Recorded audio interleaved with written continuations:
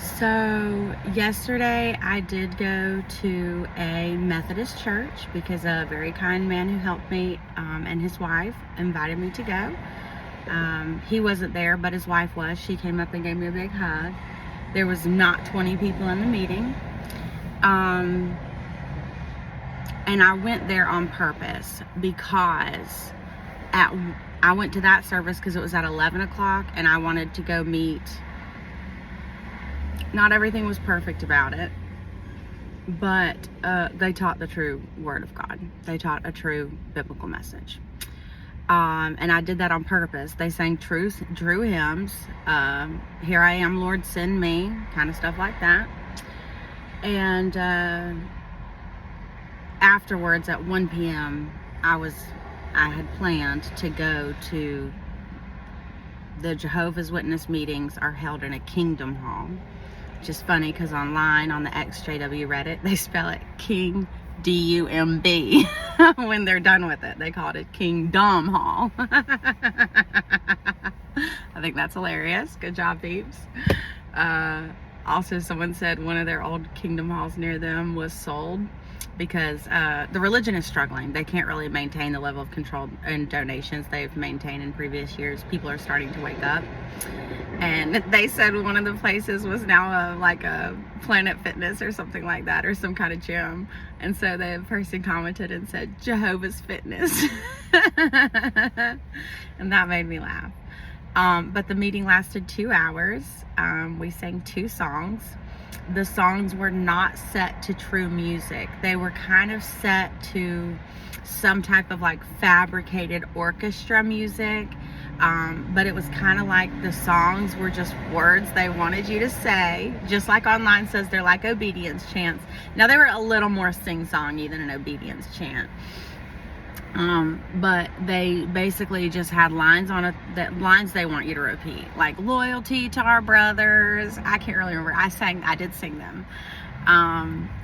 But while I sat there and listened to the message, I sang songs in my head about Jesus Christ being the Son of God, being fully God. Okay. The first man who got up, just gave some type of message. It seemed from his own mind, but I'm very certain it was practiced and taught to him by the organization. So then we go through this Watchtower guide. The lady beside me hands me a piece of paper. It's like a booklet. And we go through 12 paragraphs of reading these little things and answering questions. When people answer the questions, it is like 3rd to 5th grade level critical thinking, where you're just looking a little bit ahead. Like we would read the passage and it would be like, Jesus gives us an example of how to be friends by being, expressing humility and withholding anger at disagreements. And then they would be like, so how does Jesus make friends, and how can we be like Jesus in making friends? And they would be like, by expressing humility and withholding. It was really sad. The worst thing about it for me personally was when the man who got up to give this speech that was seemed like it was his own words, but it was not. I knew it wasn't. And he's saying, what was the sacrifice of Jesus? What was the ransom? And he's like, Adam was a human being who sinned, who caused the fall of man. So the ransom for human beings needs only simply be another perfect human living. They called Jesus a spiritual creature. No freaking way. And then he said, well, would the sacrifice need to be like some religions say? Like all of Christianity says? He said, would it need to be some God-man-like being for the sacrifice for all mankind? And he said, that would be overkill. You're calling the sacrifice of God I can't even touch that, because it's none of my freaking business to correct a teaching that is dog poop. That's what I tell people online. They try to dissect it, and they're like, well, they say this, then they say this, then they say this. And I just message them on, or I comment and I say, why are you dissecting a piece of dog poop? Because this is trash. All of Christianity agrees that Jesus is the Son of God and fully man, okay? This group of people have chosen to dismantle the power of Jesus's ransom for all mankind, because that's what gives us the love. That's what takes the Old Testament teachings to the New Testament. It's no longer an eye for an eye. It's turn the other cheek. And I'm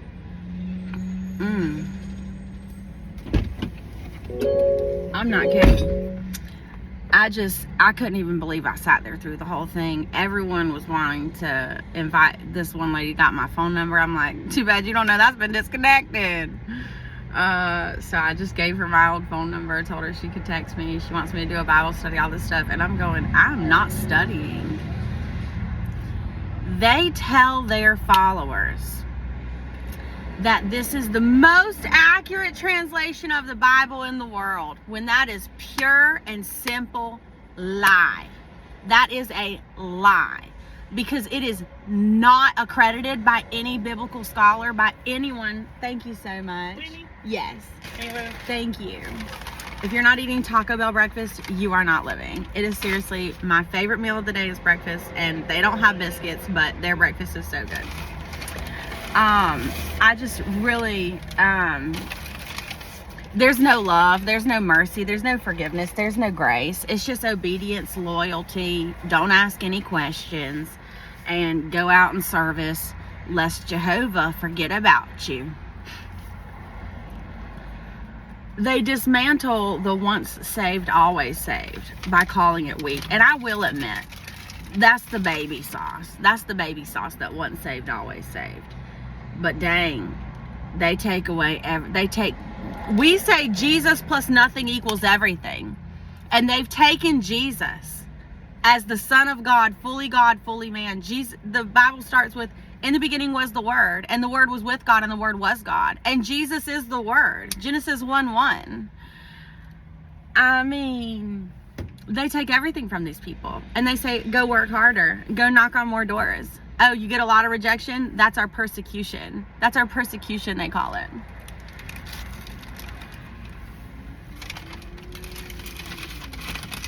So you feel bad for them, but also they know it's miserable. Most of them know they're not keeping up with the rules anyways.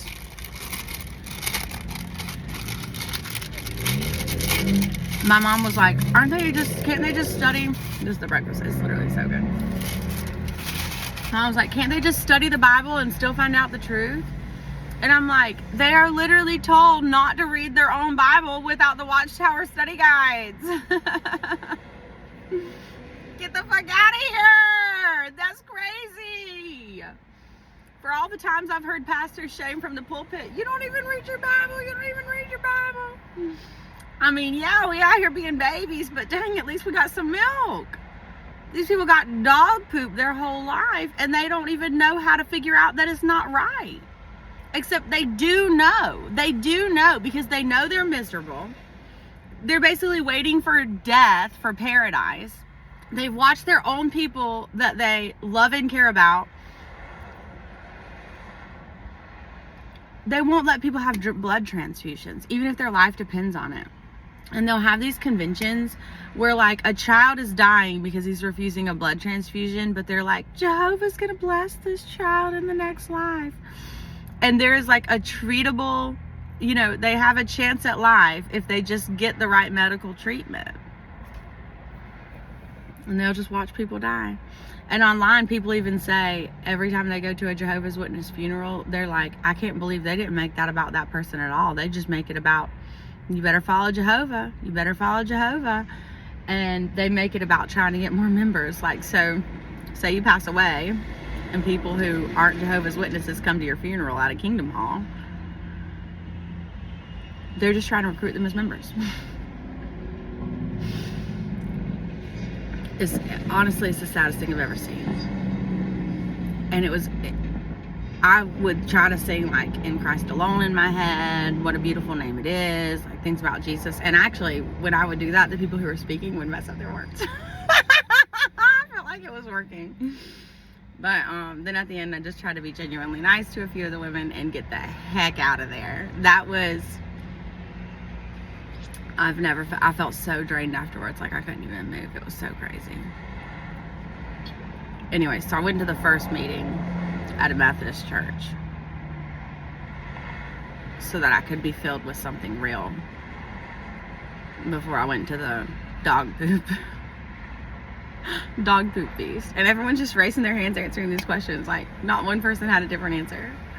Like, now I will say I have my problems with the Baptist churches and stuff, but it's the simple fact that they're all just trying so hard to do the wrong thing instead of being genuine and open and honest about themselves and their life, and how has Jesus came into your life and saved you and changed you and made you a new person.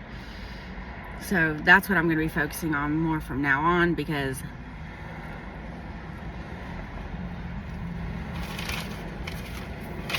it's not my business to tell people how wrong they are.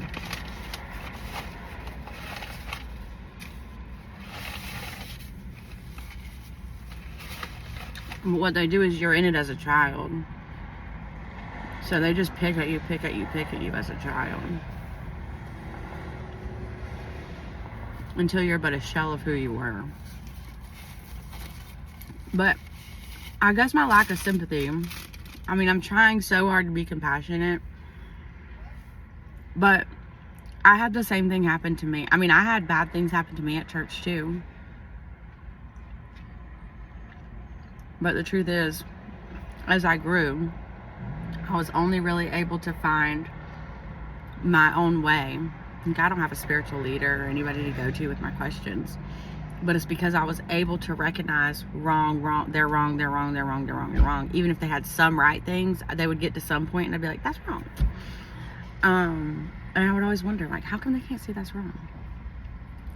And I don't know, I just feel like I do have some sort of spiritual superpower, because I'm not saying I have all the answers of the Bible, but I am saying all my personal questions are answered. I am saying I know how to identify when something is wrong. Like, let's take Phil Wickham, for example.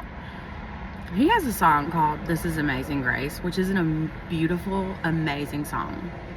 And then however long later after that song got very popular, he writes a song called "Homesick for Heaven." Bruh, that's basically suicidal. You can't do that. Jesus did not ever say, don't worry about your troubles in this world, because don't worry, when you die, you'll get to heaven. If that was the case, then kill us all now. Let us all go to heaven. That's not it. It's for having a good life now. It's for having happiness and your needs met now, despite the troubles. But also looking around for the outcasts, the people who can be helped, the people who want the help. There's a lot of people who say, I'm fine, my life was good, God's blessed me, look at all the stuff I bought with my money from my job. That's fine. You like that? Then your reward is now. Good job.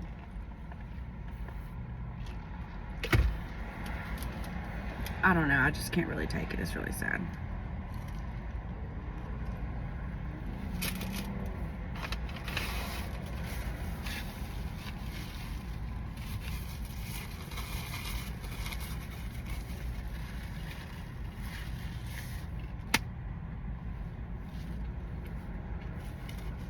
But they do have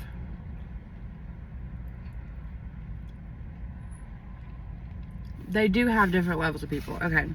Say, for instance, there's a person in this group who is like trying their absolute hardest to seriously meet every single rule because they really believe that's serving God. Those people usually make it out because they try so hard to follow every single rule and they still get so mistreated. They're like, this cannot be real.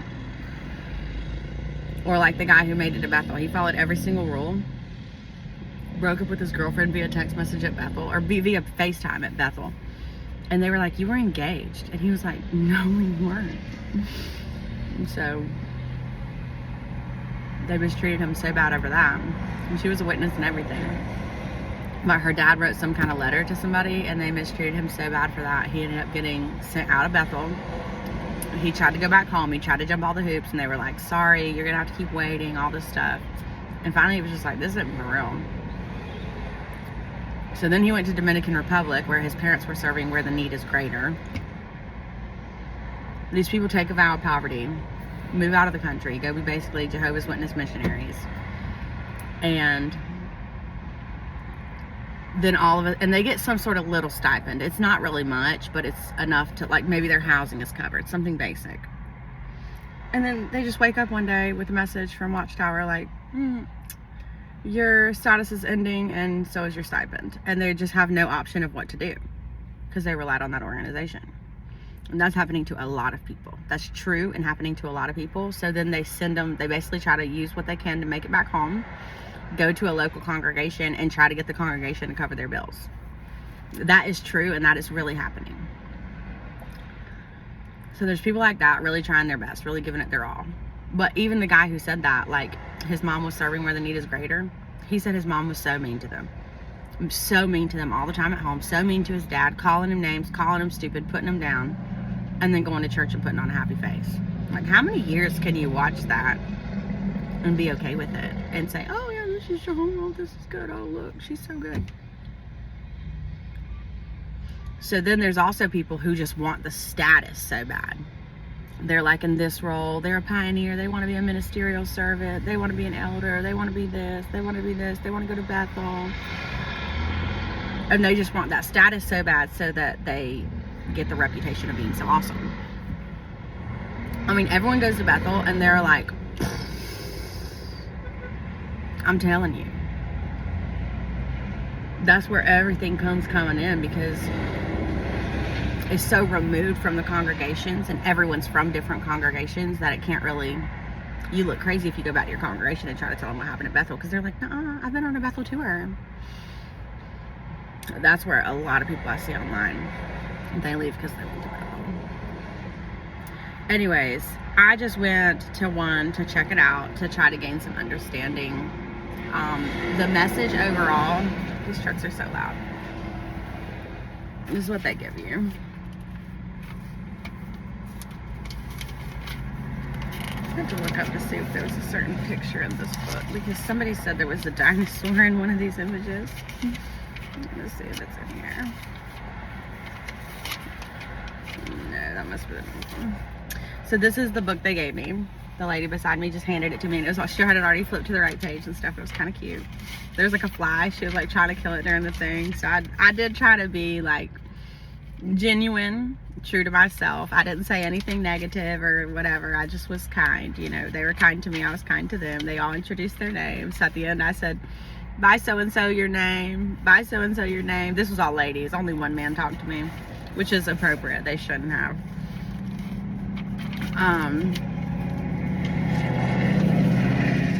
I can't really remember, but we literally did 12 paragraphs. And it's crazy. All right, let's just do this one. When our brothers and sisters are suffering, why is it a challenge? Okay, so it's like when they're experiencing emotional distress, they might respond in ways that are difficult to deal with. You know, they might be irritable, unpredictable, withdrawn. And it's like, because we're not aware of these challenges, we might expect too much of them. Now, the funny thing is there's nothing wrong with any of that.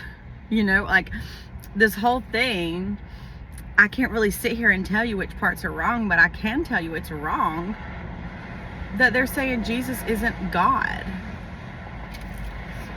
So, but it does say, learn from Jesus's kindness and compassion. He was kind and compassionate towards those in distress, even those he had not met before.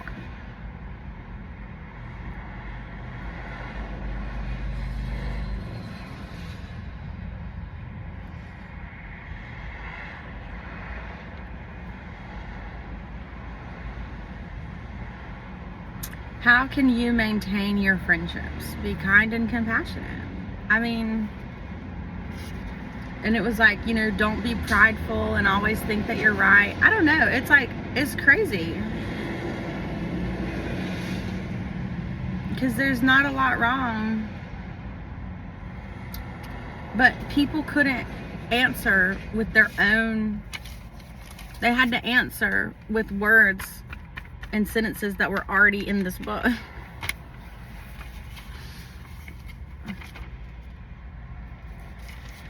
And it's how they treat people. Did you go out in field service? Oh, you haven't been out in field service? Then you won't be able to enjoy life forever. It's like, how about enjoy life now? For one day even. Anyways, I'm gonna eat my breakfast. I don't really know what the point of any of this is, except I'm trying to be kind and compassionate, but I don't have a lot of that in me.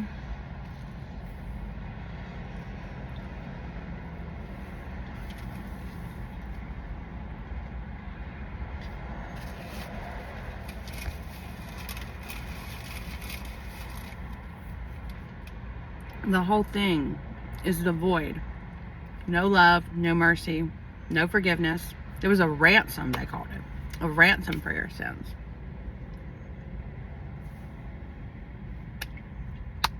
No forgiveness, no grace. Grace upon grace. Theirs is works upon works. Go out in field service. Oh, try harder. Read more of our study guides.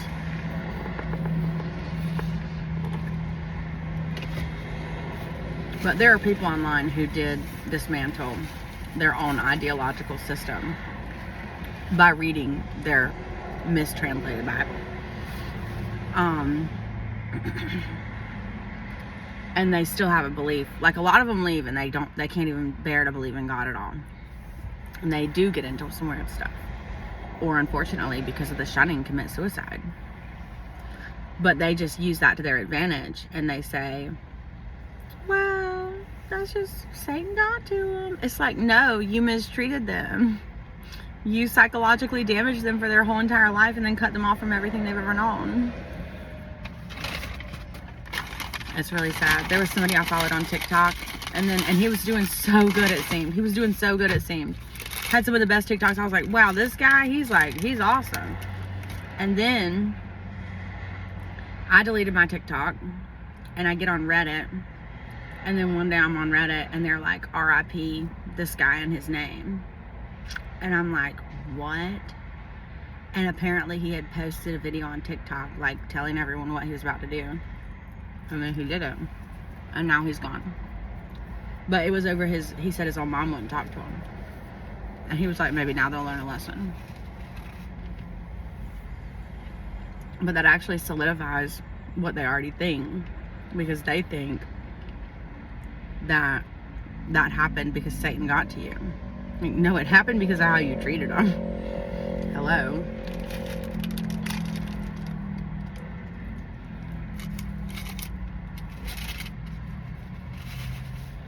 I just can't really.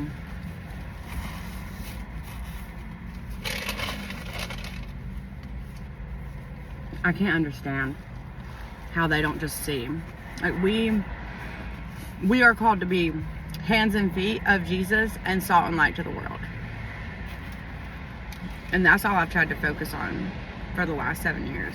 Like, I know I've had my own problems, and like, obviously when you're in your survival instinct, when you're in your survivalist nature, you can't really see everything clearly. You can't really operate. Like, you're so stuck inside yourself in those moments, it's hard to get out of yourself. That's what Jesus and God and the Bible are for your own personal use, for your own personal life, and then to tell people how he's helped you. So anyways, if anyone made it this far, please just join me in prayer for these poor people. I mean, now some people are in the organization and they're just breaking rules like crazy, and as long as they're secret and they're not in trouble, they don't really care. Those people have a harder time finding it out because they're basically already mentally checked out. But that's why they can't really awake, because they're like, well, yeah, but I break all the rules. But it's the people who follow the rules to a T that are the ones who are like, I'm not doing this anymore. Anyways, pretty crazy. Unless God tells me to go back, I would not ever go back. But that was the thing. If you saw the post I made where I was like, I did not want to do it. I was so nervous. That was the thing. But I had to pair it with going to the other church service because otherwise I couldn't have bared it. I don't know how to say I couldn't bear it, but say it in the past tense. Goodbye.